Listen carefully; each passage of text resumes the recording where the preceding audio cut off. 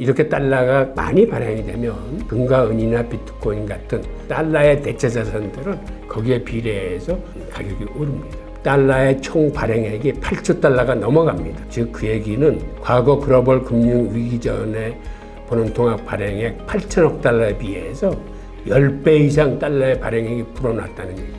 게다가 그레스케일의 매도 물량이 지난 100일 사이에 62만 개에서 30만 개 정도로 반 이상이 줄어들었기 때문에 앞으로 후에는 본격적으로 비트코인 불장이 한번 시작될 것 같습니다.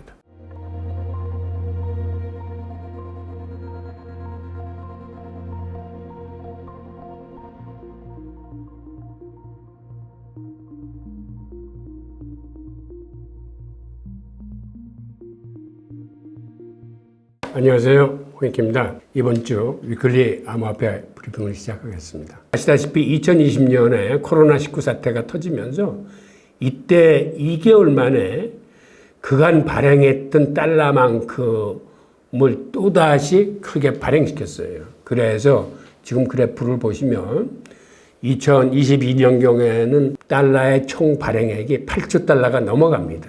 즉 그 얘기는 과거 글로벌 금융 위기 전에 보는 통합 발행액 8천억 달러에 비해서 10배 이상 달러의 발행액이 불어났다는 얘기입니다. 즉 이런 식으로 돈이 많이 찍어내면 금이나 비트코인 같은 대체자산의 가격은 여기에 비례해서 사실은 올라갔을 뿐이 없는 거죠. 그런데 금값은 그간 왜 그렇게 못 올라갔을까요? 이거는 미국 정부가 금값의 상승은 달러에 대한 불신을 초래할 수 있다고 해서 인위적으로 금 선물 시장에 많은 규제를 가해서 금값 상승을 억눌렀기 때문입니다.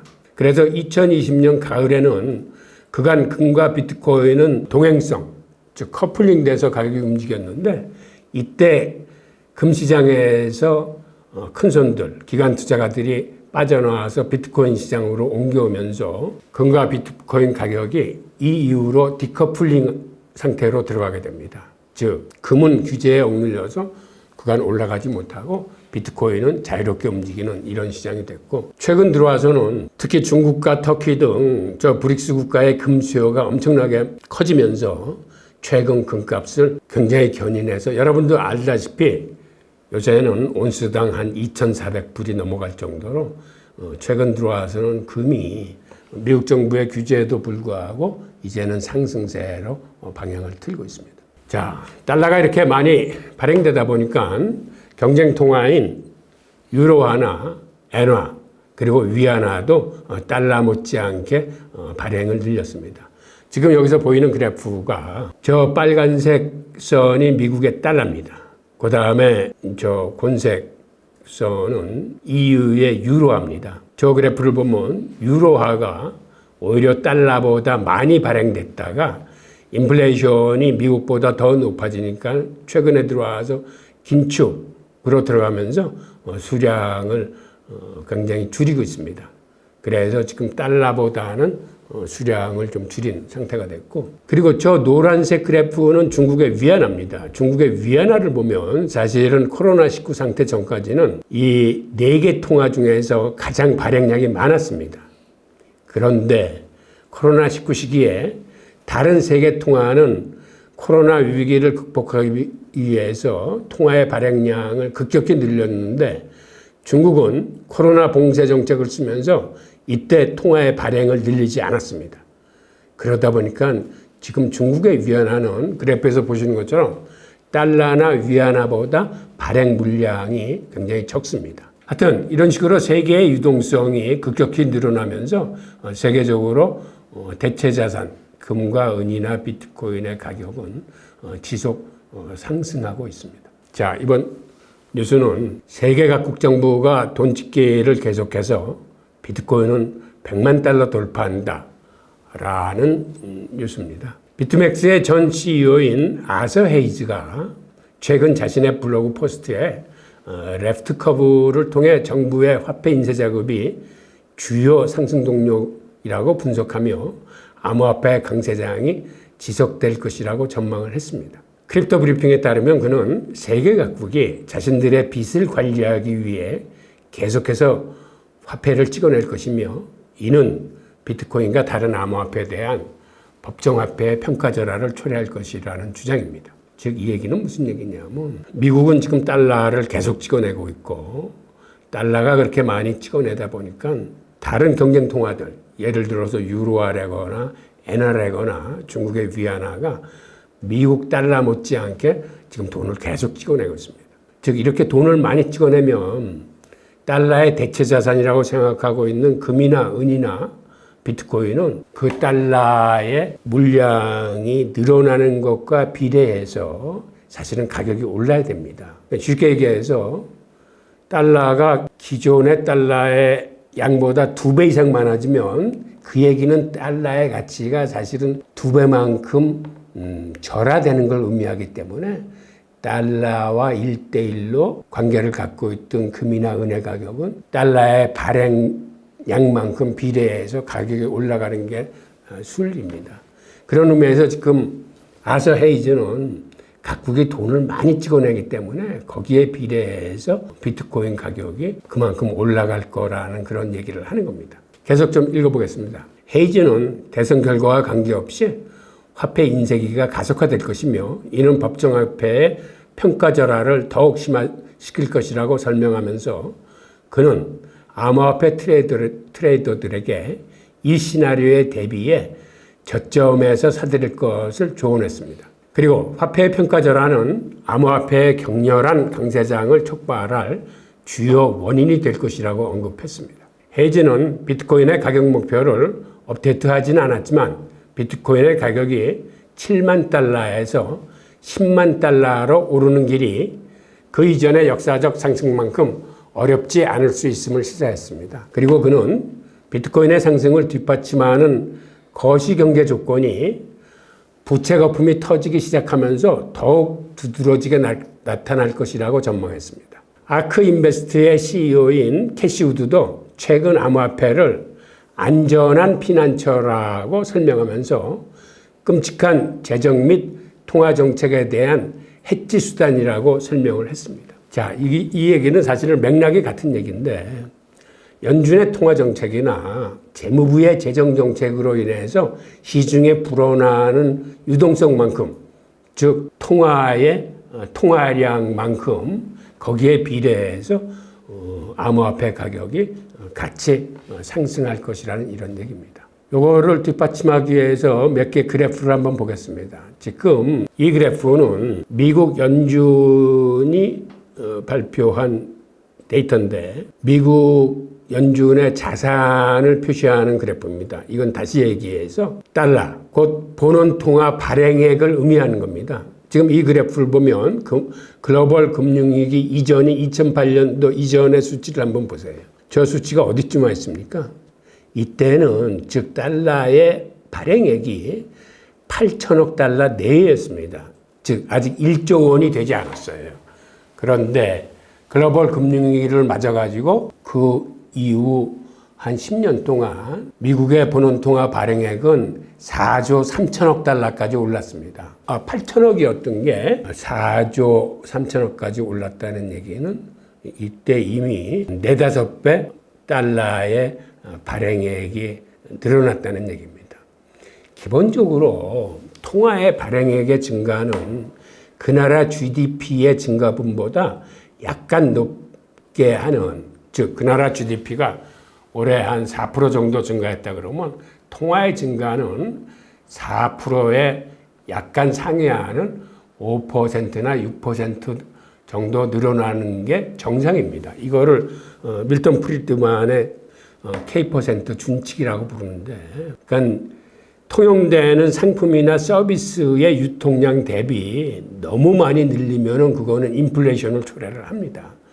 그런데 이렇게 위기를 맞이해서 미국 정부와 연준이 엄청난 달러를 발행해 내므로써, 즉 이렇게 달러의 발행량이 폭증을 하면 여러분들이 잘 아시다시피 주식이나 부동산 가격은 여기에 비례해서 폭등합니다.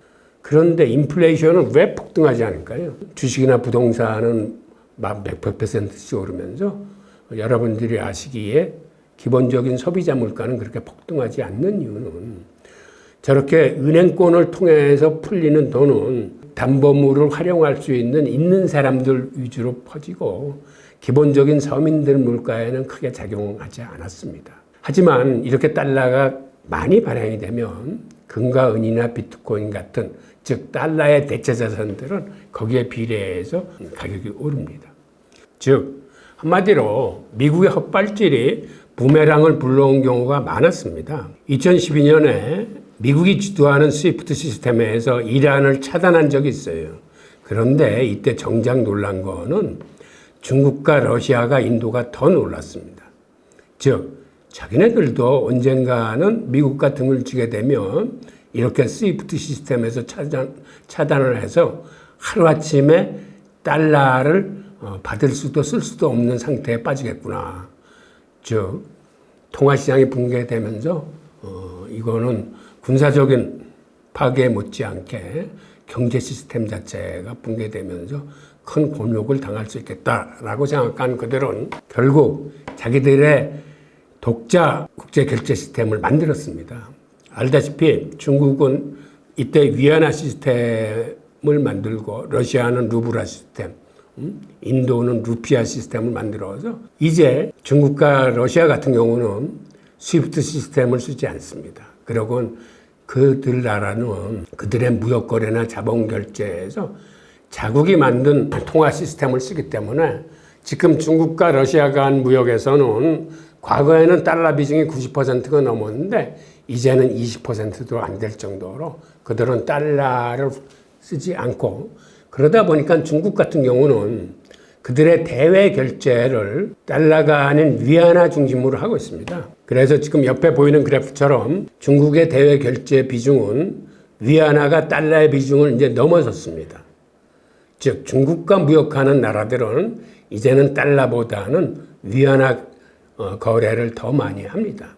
즉 이런 식으로 세계 각국이 쓰는 통화의 변화가 온 게 바로 2012년 스위프트 시스템에서 이란을 차단하면서 이러한 국제결제 시스템에서 많은 변화를 가져온 겁니다. 그리고 이번에 우크라이나 전쟁을 통해서 미국과 서방이 러시안 위안부를 압류하자 각국의 중앙은행은 앞으로 미국과의 관계가 적대시 됐을 적에 그들이 해외에 보관하고 있는 미국 국채라거나 유로화 국채는 러시아처럼 압류당할 수 있겠다라고 생각을 해서 그들의 외환보유고의 형태를 바꿔나가고 있습니다.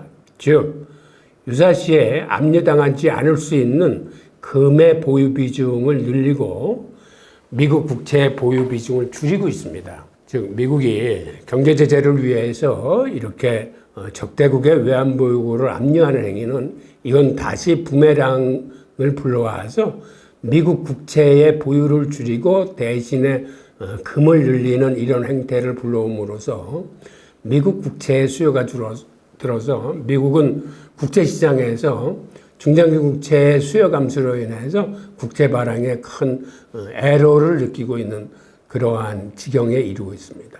그리고 또 하나는 이런 식의 각국 통화에 대한 제재나 규제는 유사시에는 이러한 달러 같은 법정 통화 대신에 비트코인과 같은 지갑에서 지갑으로 전송이 가능한 즉 중간에 은행의 동결이나 이런 것으로부터 안전한 자산에 보유하려는 욕구가 계속 증가하고 있습니다. 한마디로 비트코인을 세계화폐의 개념으로 각인시키는 게 일종의 달러의 헛발질로부터 유래되어 나오고 있는 것으로 보여집니다. 세계의 통화, 금융 시스템, 특히 결제 시스템을 경제 제재의 수단으로서 이렇게 함부로 쓰게 될 경우에는 이러한 부작용이 즉 부메랑이 생겨서 이거는 달러에도 직접적인 타격을 가하고 있는 이런 실정으로 오히려 비트코인의 가치를 높이고 세계화폐로서의 개념을 각인시키는 이러한 기회로 작용하고 있습니다. 다음 뉴스입니다. 비트코인 1000달러 이상의 보유 지갑이 올 들어 2배가 늘어났습니다. 지난해 530만 개 수준이었던 비트코인 주소가 올해 3월 중순에 1060만 개로 2배 증가했습니다. 즉 100% 증가한 건데요. 이렇게 비트코인 ETF 출시 이후에 단기간에 비약적인 증가를 가져왔습니다. 이는 평균적인 개인들 사이에서 비트코인의 수용이 확대되고 있음을 나타냅니다. 암호화폐 거래소에 보관된 비트코인의 양도 지금 계속 줄어드는 추세를 이어가고 있습니다. 2020년 300만 개의 비트코인이 있었는데 올해 1분기에 이 숫자가 230만 개로 한 30% 정도 감소했습니다. 즉, 이 얘기는 비트코인의 매입세들이 비트코인 산 거를 거래소에 놔두지 않고 개인 지갑에 옮김으로써 그들은 장기 투자하려는 그러한 의지를 보여주고 있는 것으로 보여집니다. 즉, 이러한 행태가 계속됨으로써 거래소는 물량이 계속 줄어가고 이 지갑의 비중은 계속 늘어나면서 이제는 지갑에 한번 들어간 비트코인이 웬만해서는 시장에 나오지 않는 그러한 행태로서 개인들이 이제 장기 투자의 방향을 잡고 있는 것으로 보입니다. 이 그래프는 그 결과 최근 5년 동안 거래소 비트코인 물량이 지속적으로 감소하고 있는 모습을 지금 보여주고 있습니다.